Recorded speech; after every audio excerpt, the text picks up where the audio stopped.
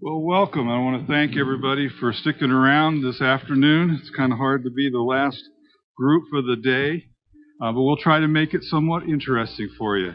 So how many of you have had some sense of carrying capacity in the past?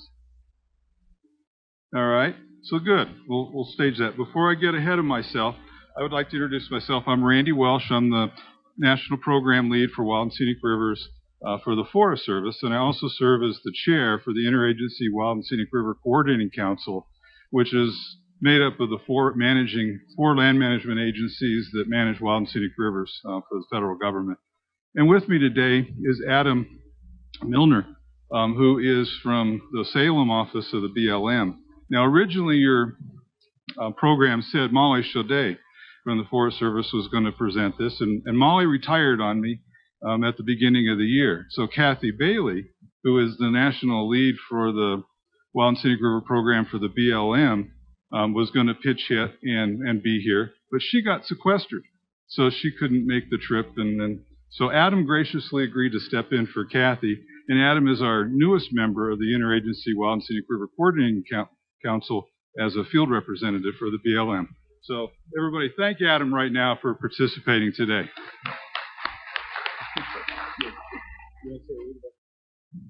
Yeah, my name's Adam Milner. I'm an outdoor recreation planner with the BLM. I live in Portland, work for the Salem district. Also want to highlight that Heath Emmons, out of the Glen Allen field office up in Alaska, helped contribute to this. So I'm just kind of stepping in for him and Kathy and all the other folks that couldn't be here. So. All right, thanks, Adam. So if you think about carrying capacity, I think most people think about it in terms of sort of physical capacity. There's a sign over on the wall that says 1,226 people can fill this room. Somehow I think it means with the wall down, the whole ballroom could probably hold 1,200 people. So think about it as this room holding 600 people. But that's a fire department physical capacity for movement, getting access out, whatever. If you were going to hold a cocktail party in here, maybe you would be comfortable with having 500 people.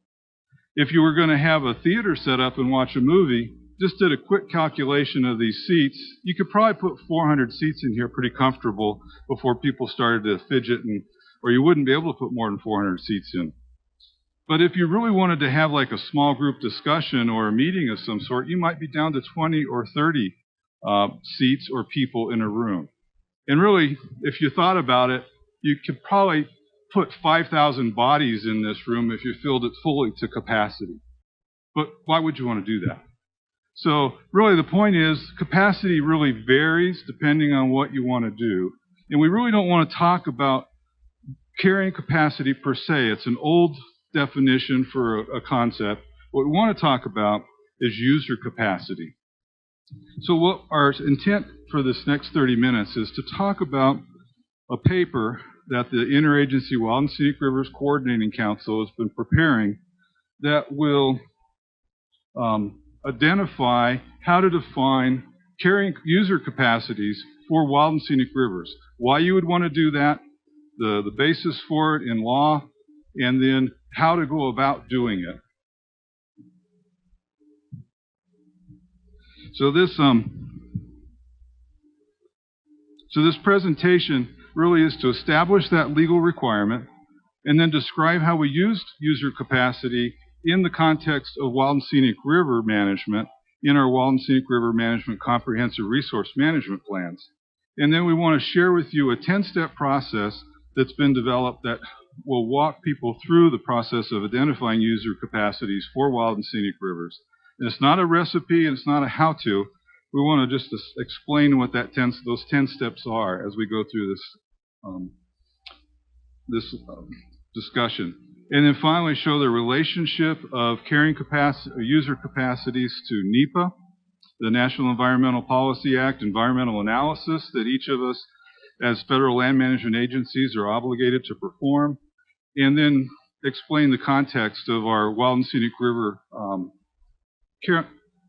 Coordinating Council paper that is the basis for this talk and what our next steps are for getting more feedback about it.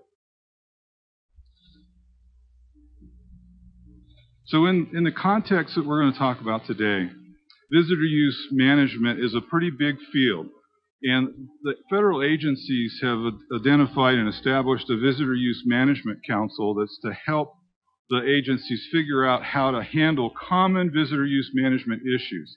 Well, one of the issues that they've identified early on is how do the agencies address visitor use capacities in a general sense. And in our case, we're looking at a smaller subset of that as how to address wild and scenic river user capacities, which are a somewhat different beast than a regular visitor use capacity. So a few definitions. Visitor capacity, as defined by the Visitor Use Management Council, says that it's the maximum amount and the type of visitor use that an area can accommodate while sustaining desired resource conditions and visitor experiences consistent with the values for which the area was established. Now, early on, the Interagency Wild and Scenic River Coordinating Council, back in the early 80s, codified a definition of carrying capacity, which says it was the quantity of recreation use an area can sustain without adverse impact on the outstanding remarkable values and the free-flowing character of the area. Now, that was back in 1982. And again, it was thinking more about the carrying capacity concept of a physical limit of some sort.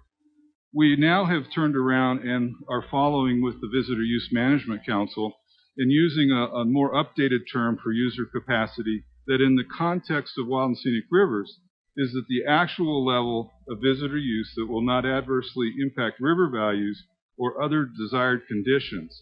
And in this case, river values in a specific wild and scenic river context refer to free flow, water quality, and the ORVs, which are the threefold purposes for wild and scenic rivers.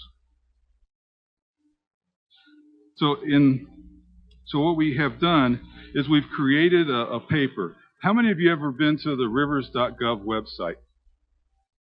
So a few, but not very many of you.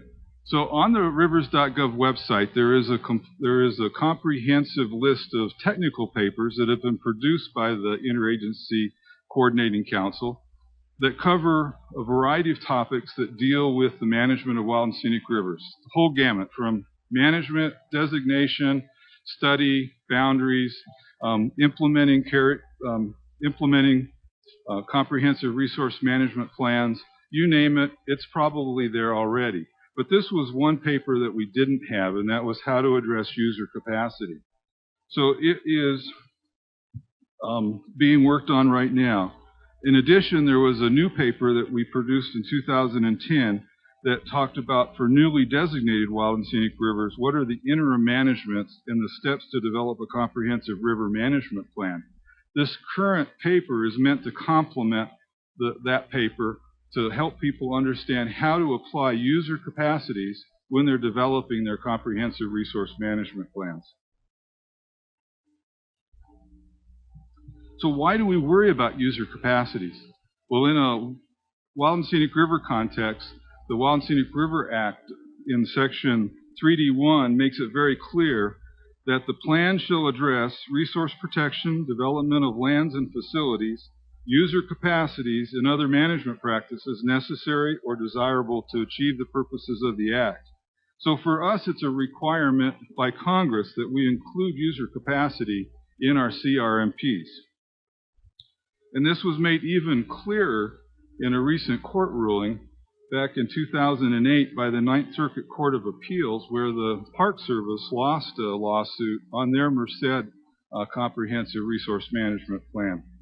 And as part of that ruling, the judge made it very clear that the Park Service should deal with and discuss the maximum number of people that can be received within the Wild and Scenic River Corridor, and that he went on to say that CRMPs need to include specific measurable limits on use by use types, by activity types, and that these use levels have to be set so that they do not adversely affect the river values. Again, those threefold values of free flow, water quality, and ORVs.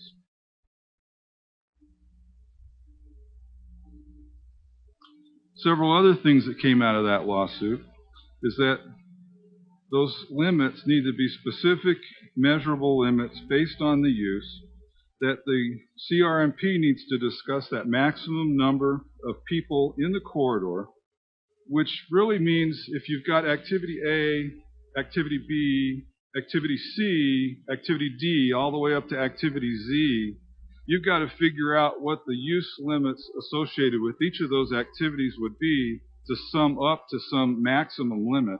And it's not a linear equation. It's more of an algebraic programming function to figure out that polygon of activities and uses that will stay within the level that will protect your river values for each of those different activities.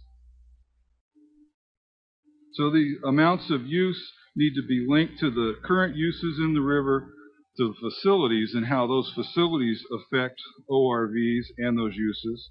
That use levels may not necessarily rely on current uses, but you have to think about future uses or changes to use over time. And that your CRMP needs to include proactive measures, responses that you plan to take to keep you within the level or the limit that you establish, as well as the monitoring necessary to ensure that you are meeting your obligation to protect those values. So that CRMPs in this context would use this capacity framework to protect and enhance river values, and that you're going to use whatever capacities you come up with and the decisions for how you come up with those capacities to protect those values. That one of the key components of a wild and scenic river is its classification. Wild, scenic, or recreational based on the development level that the area had at the time of designation. That classification level also sort of creates a limit. It creates somewhat of a physical capacity, a social capacity, as to the types of activities that can be considered. Because one of the key tenets is that we do not change the classification of a wild and scenic river over time. So that would limit the types of activities that could occur. Wild river segments wouldn't have activities that would change or modify the landscape to any great material effect. Scenic sections, you wouldn't have activities that would, recreation activities that would propose changes to the shorelines or add additional access points to make it easier for people to perform some sort of recreation activity.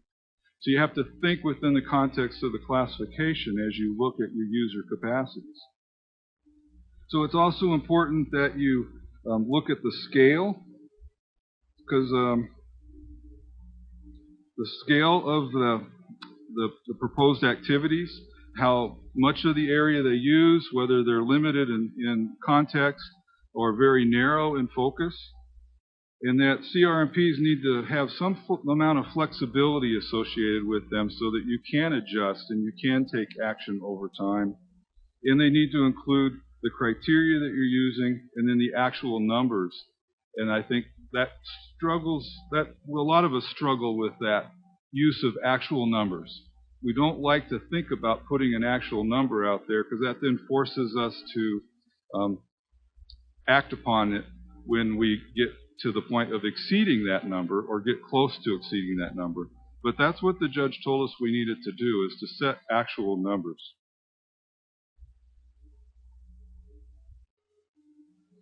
All right, so we talked about this 10-step process, and I'm going to turn it over to Adam, who's going to walk us through the 10 steps of a wild and scenic river user capacity analysis. All right, like Randy said, this is kind of a big deal for the land management agencies, especially if you work on a wild and scenic river. And I think you hit on it there at the end, is that, you know, we don't like to use numbers. We're river people. We don't want to count past 5, sometimes not past 3. So it's a situation where for a long time, as the land management agencies on these WSRs have been relying on narratives and descriptions of values and other things. And the ruling on the Merced really brought to our attention that when you put that in front of the court, they say, okay, that's great. We appreciate that you want to protect and enhance river values. We appreciate that you have a sense of that there's trade-offs here and that you're going to take the appropriate actions. You're going to take the necessary actions. Well, unfortunately, in reality, that requires a number, and that requires a number that we have to set. And so this is a process, and like Randy said, that makes a lot of people nervous, especially if, in many of these cases, if not the majority, we're already probably past a number that is really comfortable for all parties involved or for protecting river values.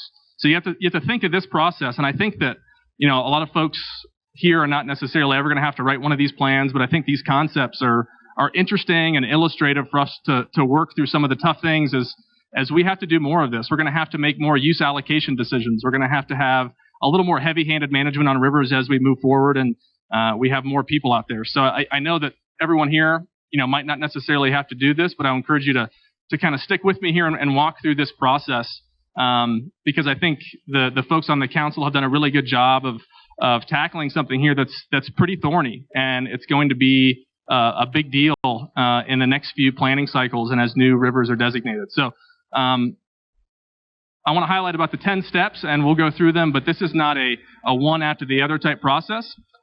This is 10 steps.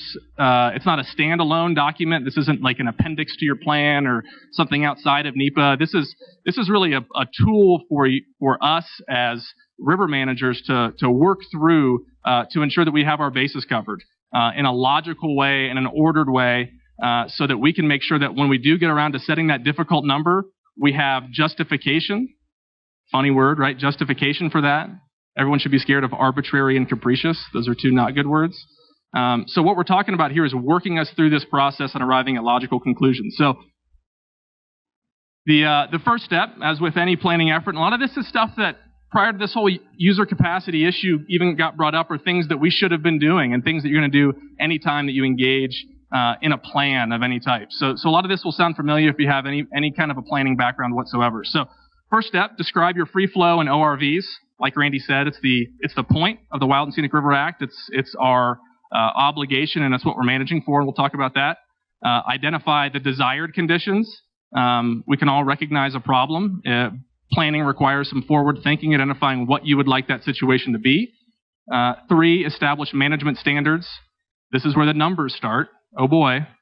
4, identify kinds of use. This is the fun part. We'll get to that. 5, identify an amount of use. There it is, amount numbers again. We're really drilling down into this by this point, by area, by type.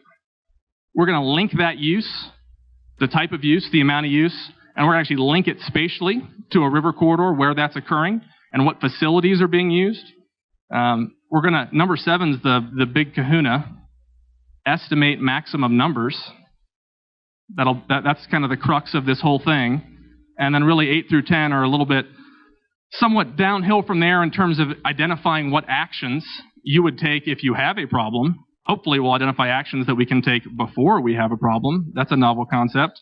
And then, of course, the M word, monitoring. So step 1, river values. So if you're not familiar with the Wild and Scenic River Act, which not that many people are, it's a pretty complex policy framework, but describing river values, that involves your free-flowing characteristics, your water quality, and then any of those ORVs, outstandingly remarkable values. That's outstandingly remarkable. That must be pretty good, right? Those are all the things that you love about your river and make your river unique. Really, this is similar to sort of an affected environment or a kind of a state of the union right here. What are we dealing with when it comes to this situation that you have on your river right now? It really serves as the baseline from which to develop the rest of your things. This is an important step. They're all important steps. Describe conditions at the time of designation. That's really hard. Don't we wish we had information from 5 years ago?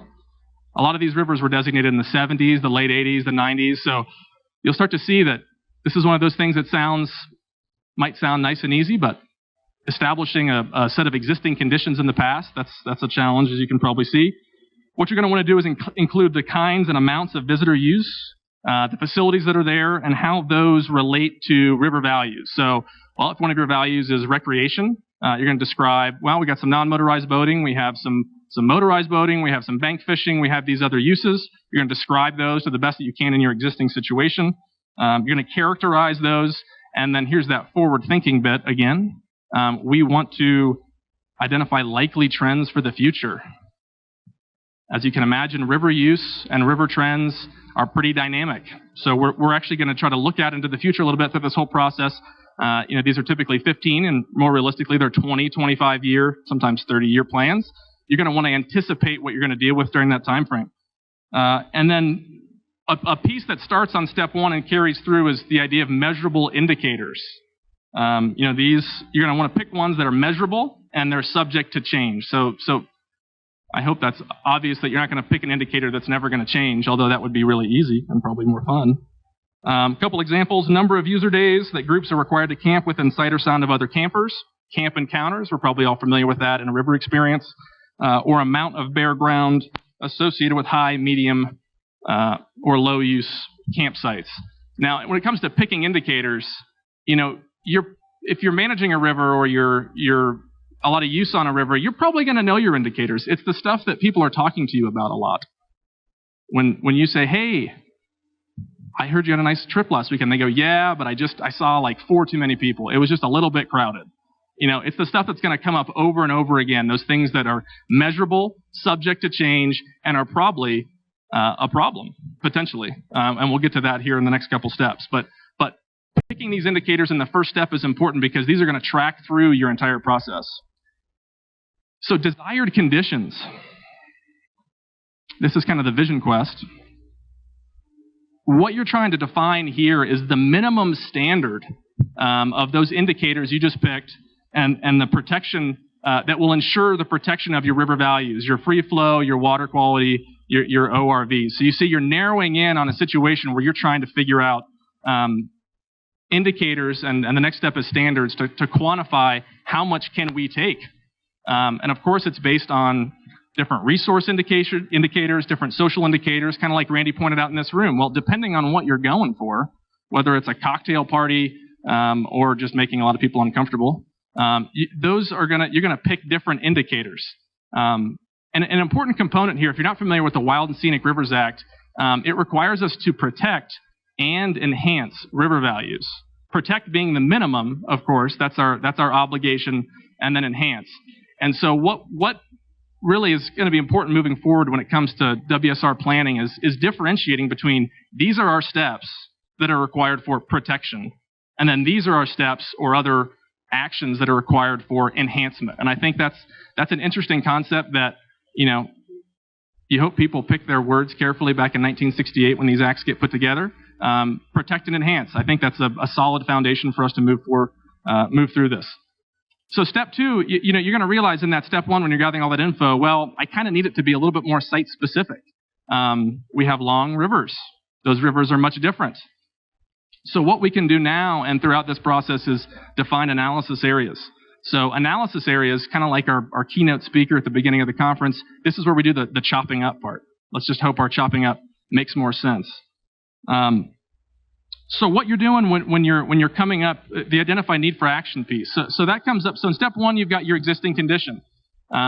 Step two, you're hopefully agreeing with folks on what the desired condition is. And when you talk about desired condition from a recreational standpoint, I think there's an interesting term that they've used in the paper that really stuck out to me as a rec guy, which is what we're trying to do is define or capture the essence of a river experience. The language and the wordsmithing in these things is pretty important. When we're writing about what ORV we're trying to protect, it's not sufficient to say, I like hanging out on rivers. It's very important to take the time to differentiate and to describe the experience that people are having out there. And I think we've come a long way from a recreation management and planning standpoint to be able to have the tools to do this a little bit better. So what kind of a setting do you want? Do you want a natural setting? Is it okay if there are power lines? Is it okay if there's a road next to it? Are you looking for are you looking to party on Lake Havasu, or are you looking to go down the Grand Canyon? So you can obviously, we know implicitly that there's a wide range, but what we need to do is define that essence and that experience that people are looking for. And when you look at, so step one was the existing, step two is conditions, you're going to have a disconnect there. And there you go, there's your need for action. And Randy's going to talk about how this applies to NEPA, but you're going to have a disconnect between those two things, and that's what we're going to work on. So step three, so we're looking at, at this point, numbers We haven't gotten numbers too much. Standards is where we really get into starting to deal with the numbers. So you have your indicators. That's camp encounters. That's bare ground. Standards is where we're starting to set those numbers that we feel can protect river values. Again, this is where we're distinguishing between protect and enhance. How many camp encounters is protecting? How many would be enhancing that experience? Again, standards are numbers. They're measurable. And what you need to do during this step is consider all the components of your system, the biological, physical, and social aspects of it. Standards could either be a resource condition that must be met or cannot be exceeded, a percentage, for instance. There's a number of different ways to look at standards. So now we're on to step 4, and this is important to say. It's not just river use in general. We're talking about different types of uses. You need to drill down from a recreational standpoint on the kinds and types of use that could protect or enhance river values. This is a little bit where the rubber starts to meet the road in terms of, people maybe disagreeing a little bit about what sort of river experience it is that they're looking for. Is this something where a jet boat is appropriate? Well, it kind of depends on the values that you described at the beginning and the existing conditions and your desired conditions. So you're looking at those uses, and you're looking at those that meet the standards that you just set. Not the place to have a long laundry list of things that are okay and not okay. We don't need to get into detail about the color of your boat. So we need to look at trying to put those categories of what meets or does not meet kind of our intent for protection and enhancement. We're going to take that use, and we're going to identify the actual amount of that use. So by the types we just laid out, we've got some non-motorized kayaking, we've got some motorized, we've got some drift boating over here. And what we're going to do is we're going to assign amounts of use. This is really kind of foreshadowing the maximum capacity that we're going to get to here soon. And you can do it, like we said, by analysis areas, by the chopping up method. You can use segments. You can use different sites, portions thereof. Obviously, lots of different ways to cut this up. I want to encourage you to look at how people are actually accessing it. So here's a little, just an example of how these things play out on the ground. You have multiple segments. You have multiple classifications, wild, recreational, which kind of correlates to the level of development that's on those river segments. And so what you want to do is in each of these segments, you're trying to quantify the amount of use by those types. And again, you're always tying it back to that overall objective of protecting the river values and then tracking through on your indicators and standards. So you really want to make sure when you get to this step, we're talking about X number of boats. So we're linking that use to locations and facilities. These things occur in reality. They occur in a spatial context. The more you can do to say this put in, that access point, it's going to go a long way. You may have already done this in your earlier steps, but this is kind of pointing out you need to take this step of making sure that you're tying these things to locations on the ground. Sure. And Randy's clarifying these could be upland activities as well. So a wild scenic river corridor, typically, a setback on either side. There could be upland activities as well. And I'm kind of focusing on the river aspect because it's sort of easier to work through. So step 7, maximums. This is what the court asked the Park Service to do. It's not just throwing out numbers. It's throwing out what is the maximum number. What is the turning point where you are starting to violate those standards that you set?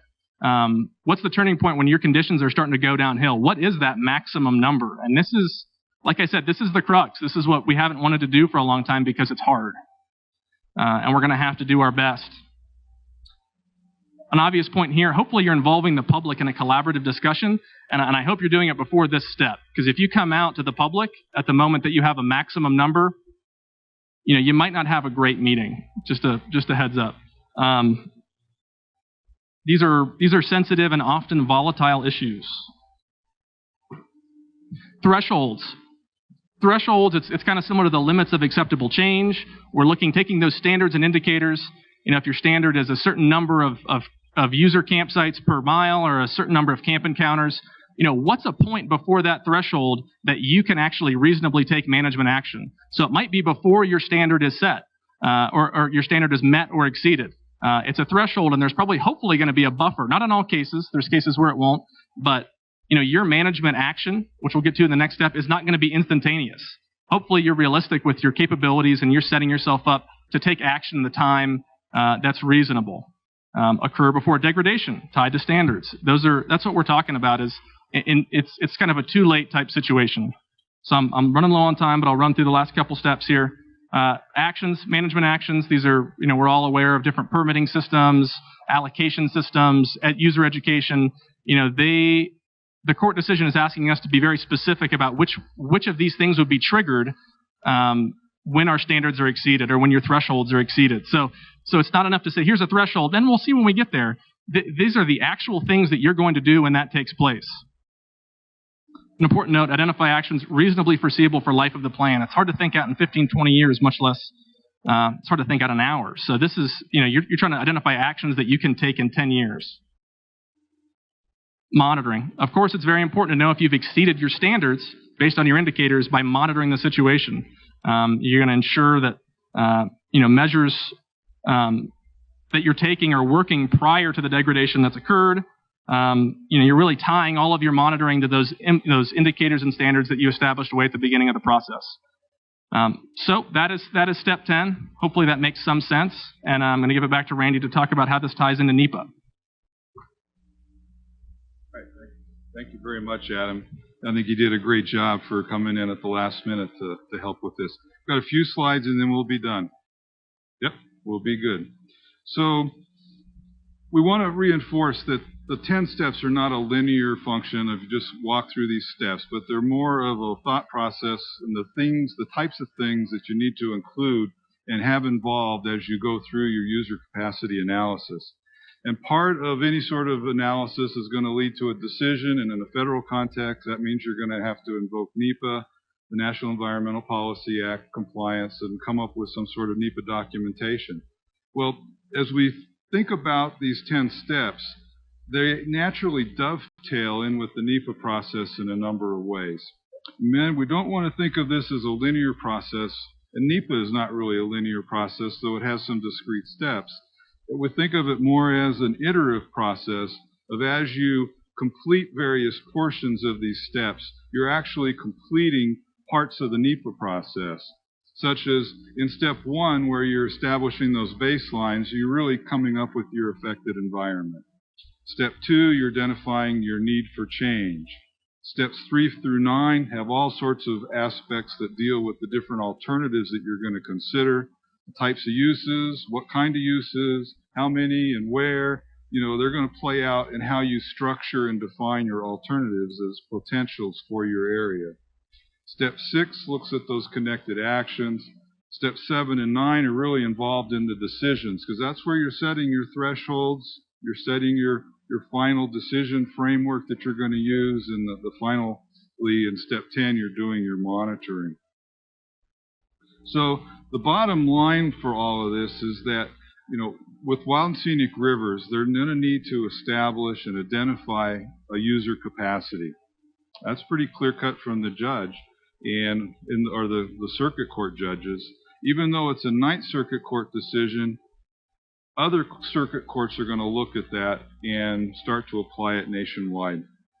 The CRMP should discuss the basis for those numbers, should have sound rationale, use the best available science, and we need to be proactive, use thresholds, use indicators that are responsive to the conditions that you have and the use types that you have, and then monitor those river values to ensure that we're meeting our protection and enhancement standard. And finally, identify a process where you can adjust those capacities over time if you see you're not meeting those standards. So the next steps for us as the Interagency Council is that, again, this paper that we've written, and we've just given you kind of a broad overview of the paper, is it's going through sort of a final review draft, and it's had one round of review. It's going through a second round of review after we send it out for comments. All of you will probably have a chance, if you're interested, to participate in a review comment as well. And then the technical paper, when it's finalized, will be placed on the rivers.gov website. And then we'll do some more training about that. I just want to mention that for any wild and scenic rivers need, you can find that on the rivers.gov website, as well as the river management website, where there's all sorts of information, useful information about wild and scenic rivers. So I want to thank you for your time. Thank you for sticking around today. And we'll stick around if you have any additional questions. You are having your session tomorrow as well, so. Yes, we have several sessions tomorrow to focus on specific aspects of managing a wild and scenic river based on the Act, and then on Section 7 of the Wild and Scenic Rivers Act, and specifically to the water resources projects.